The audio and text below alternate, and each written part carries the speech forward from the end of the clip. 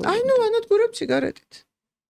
იმდენად ზიანდება ფილტვი სიგარეტით, რომ ეს ვიზუალურადაც ჩანს რენტგენზე, ვიზუალურადაც ჩანს, მე ვამბობ უკვე ძიმე შედეგებით, რომელსაც ემფიზემა ქვია და შეიძლება იქ ბრონქოექტაზიებით ჩამოყალიბდეს და ასე შემდეგ.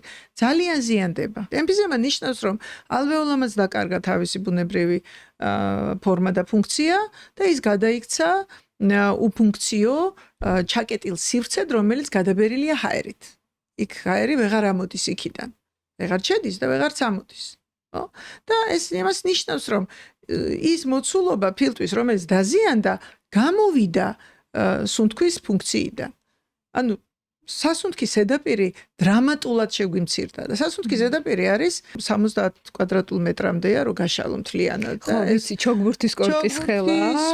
ალვეოლები რო გაშალო. ხო, თუ მე მგონი საფეხბურთო მოედნის საჯარიმო მოედანზე ბევრად დიდია, ნუ რაღაცა ესეთი დათვლა 70 კვადრატი, ნუ ერთი ბინის პარტია, საშუალო ბინის პარტია, ხო? ანუ ადამიანი კლინიკურად გრძნობს ამას დატვირთვისადმი ტოლერანტობის შემცირებით, დაქვეითებით. ანუ ფიზიკურ დატვირთვას ვეღარ უძლებს და იწყებს ქოშინს ფიზიკურ დატვირთვაზე, სიარული აღმართზე ასულ და ასე შემდეგ. და მაშინ გრძნობს ორგანიზმი, როცა ეს ფართობის 3/4 ით მცირდება. მანამდე აქ უკიდეგანო უნარი ორგანიზმს, რომ კომპენსატორული მექანიზმები გამოიყენოს.